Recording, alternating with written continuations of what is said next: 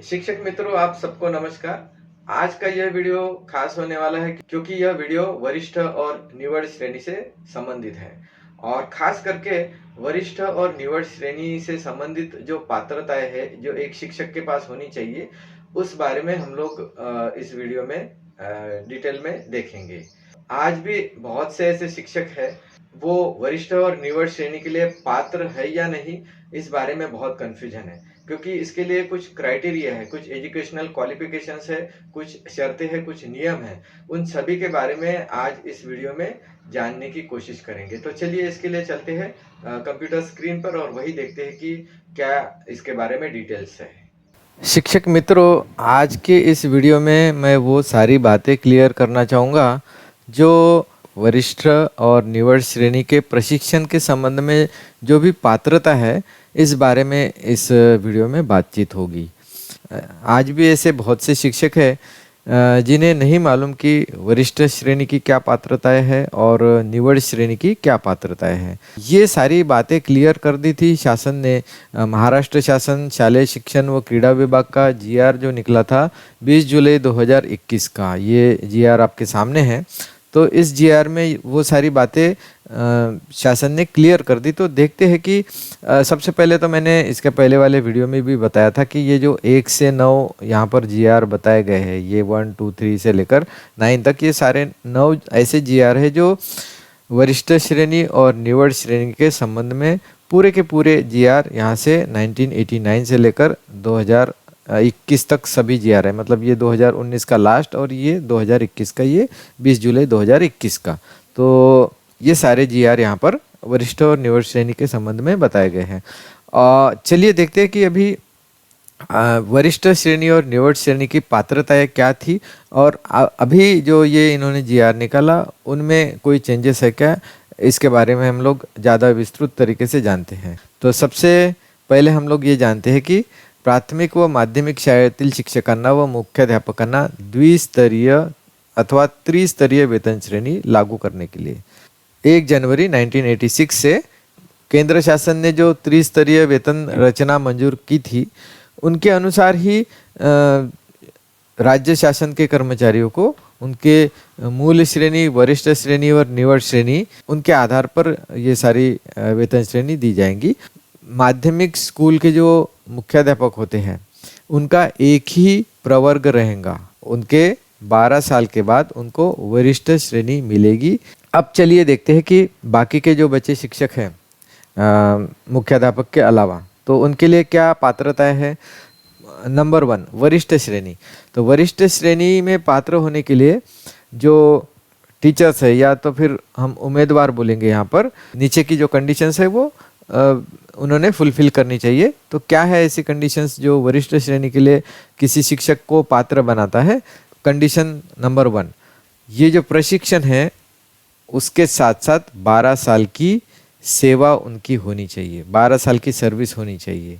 लेकिन 12 साल की सर्विस कैसी होनी चाहिए, एक ही वेतन श्रेणी में, ये सबसे इम्पोर्टेंट है। दूसरा पॉइंट है यहाँ पर, ये जो इसके लिए समिति बनाई गई है, उस समिति को इस उम्मीदवार का यानी इस टीचर का कामकाज जो है, जो इन्होंने काम किया है अभी तक 12 साल का, 12 साल तक जो काम किया है वो काम उनको समाधानकारक लगना चाहिए। नंबर क, किसी भी कैंडिडेट ने 3 वीक्स का सेवांतर्गत प्रशिक्षण पूरा किया हुआ रहना चाहिए। और ये जो कंडीशन है ये सबसे इम्पोर्टेंट है। अगर ये नहीं किया, यानी प्रशिक्षण नहीं किया, तो आपको वरिष्ठ वेतन श्रेणी नहीं दी जाएंगी। लेकिन ये कब की थी ये बात, ये 2021 के पहले की। वीडियो में आगे में देखेंगे कि इसमें कुछ चेंजेस आए हैं क्या 2021 का जो जीआर निकाला है। वरील क येथील अट दक्षता रोध पार करण्यास आवश्यक राहील, मतलब ये सबसे इम्पोर्टेंट कंडीशन है। चलिए देखते हैं अभी दूसरा, निवड श्रेणी के लिए। निवड श्रेणी के लिए क्या पात्रताएं होनी चाहिए।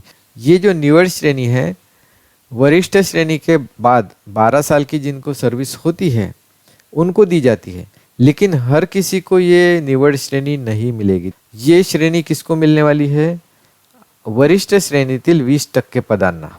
अगर आपके स्कूल में 5 शिक्षक वरिष्ठ श्रेणी में है और उनको 12 साल की उनकी सर्विस हुई है, तो उसमें से एक को, मतलब 5 में से एक को ये निवड़ श्रेणी मिलेंगी। और वो कैसे मिलेंगी? वो जो सबसे सीनियर है उन्हें ही मिलेंगी और बाकी के नीचे 4 लोगों को नहीं मिलेंगी जब तक एक उनमें ऐड नहीं होता है। और ये प्रवर्ग अलग अलग है, ध्यान में रखो।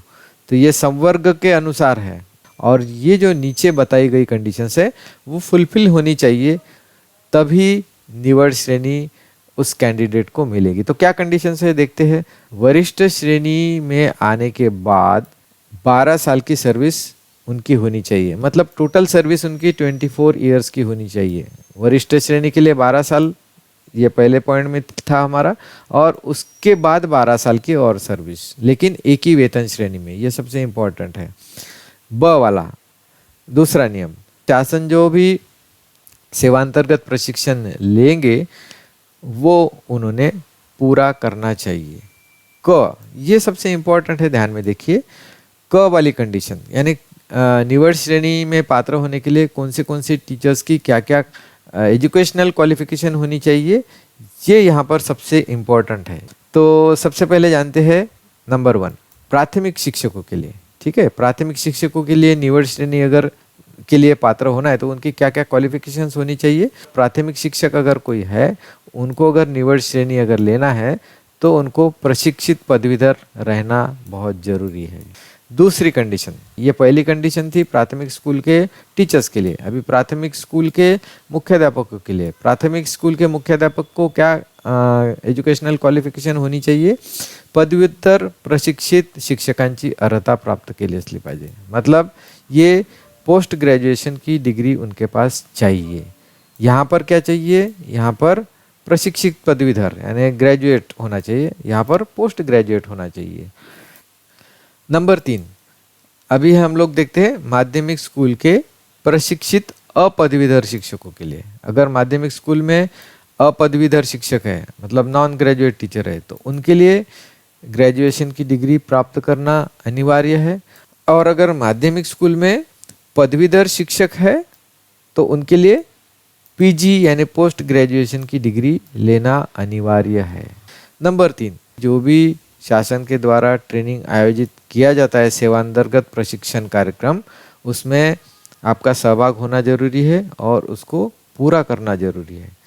लेकिन अगर विशिष्ट परिस्थितीत सेवांतर्गत प्रशिक्षण आयोजित करणे शक्य झाले नाही तर शासन ती अट अशा शिक्षकांच्या व मुख्याध्यापकांच्या बाबतीत विशिष्ट काळासाठी शिथिल करू शकेल। ये इम्पोर्टेंट बात है, ये पुराने जीआर की मैं बात कर रहा हूँ और उन्होंने ये जो नया जीआर है उसमें ये डाला है। SCERT पुणे के अधिकारी या तो फिर शालेय शिक्षण विभाग के अधिकारी अगर मेरा वीडियो देख रहे हैं तो इतनी बड़ी बात होने के बावजूद भी मैं आपको ये बात बताना चाहूँगा कि 2016 से आज तक कोई भी प्रशिक्षण आयोजित नहीं किया गया है शासन के द्वारा। तो फिर इस कंडीशन के आधार पर सभी शिक्षकों को वरिष्ठ और निवड़ श्रेणी क्यों नहीं दी गई? कुछ काल के लिए ये जो कंडीशन है ये उन्होंने शिथिल क्यों नहीं की? ये सबसे बड़ा सवाल है।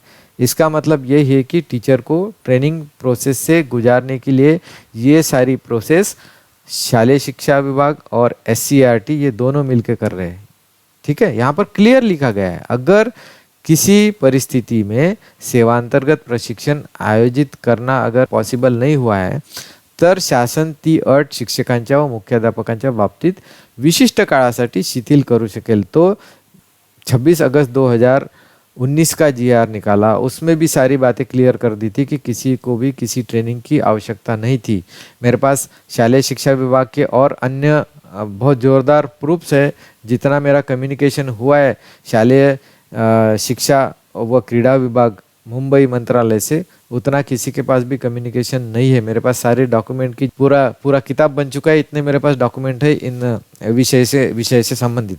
तो यहाँ पर मैं बताना चाहूँगा कि अगर ये कंडीशन में रिलैक्सेशन दे सकते थे तो 2019 में जो जीआर निकाला और ये अभी 2021 का जीआर निकाला, तो सारे शिक्षक को उससे ट्रेनिंग से रिलैक्सेशन देना चाहिए था, वो अट को शिथिल कर देना चाहिए था और सभी को निवड़ श्रेणी और वरिष्ठ श्रेणी दे देना चाहिए था।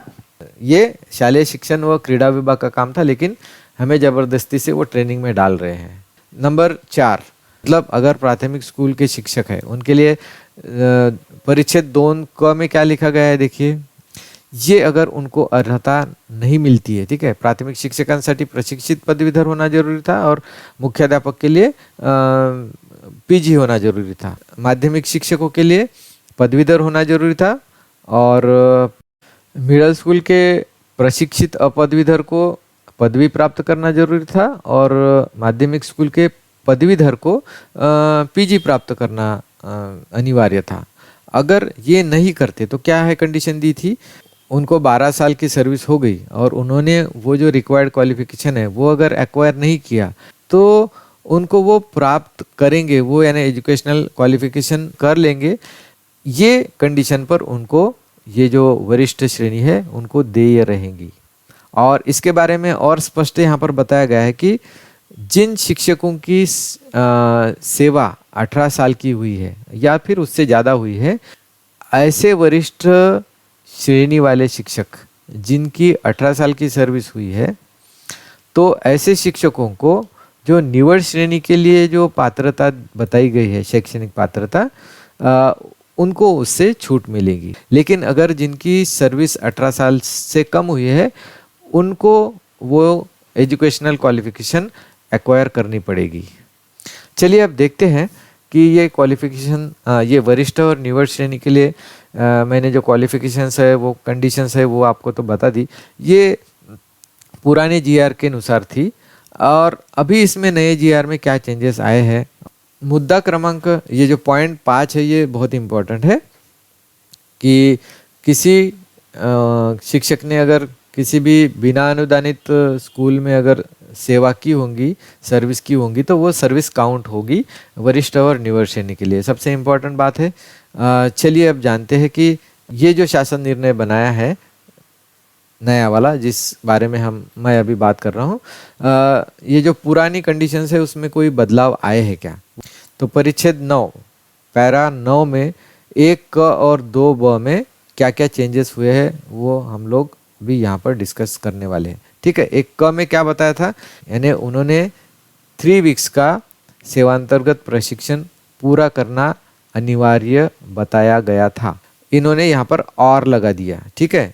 या तो फिर अगर इन्होंने नहीं किया हो या तो फिर 10 दिन का या 50 क्लॉक आवर्स का सेवांतर्गत प्रशिक्षण पूरा करना चाहिए, ठीक। यहाँ पर थोड़ा बदलाव किया है। अगर किसी ने 3 वीक्स का ट्रेनिंग ऑलरेडी पूरा कर चुके हैं तो उनको ये ऑनलाइन ट्रेनिंग फिर से करने की आवश्यकता नहीं है, और अगर नहीं किया है तो ये कम से कम 10 दिन वाला 50 आवर्स का ट्रेनिंग करना बहुत ज़रूरी है। दूसरा नंबर 2B में कौन से चेंजेस आए हैं, जो भी शासन के द्वारा सेवांतर्गत प्रशिक्षण लिया जाएगा वो उसने करना चाहिए, या तो फिर 10 दिन का सेवांतर्गत प्रशिक्षण करना। ये कंडीशन थी हमारी वरिष्ठ श्रेणी के लिए और ये कंडीशन थी हमारी निवड श्रेणी के लिए। 3 वीक्स का ट्रेनिंग करना ज़रूरी था पहले, तो अभी 3 वीक्स का अगर किया होगा तो ये 10 दिन का करना ज़रूरी नहीं है, और अगर 10 दिन का किया है तो ये 3 वीक्स वाला ट्रेनिंग की ज़रूरत नहीं, और है, कोई भी एक कर लीजिए। और ये निवड श्रेणी के लिए भी वही चेंजेस यहाँ पर बताए गए, और कोई चेंजेस नहीं है।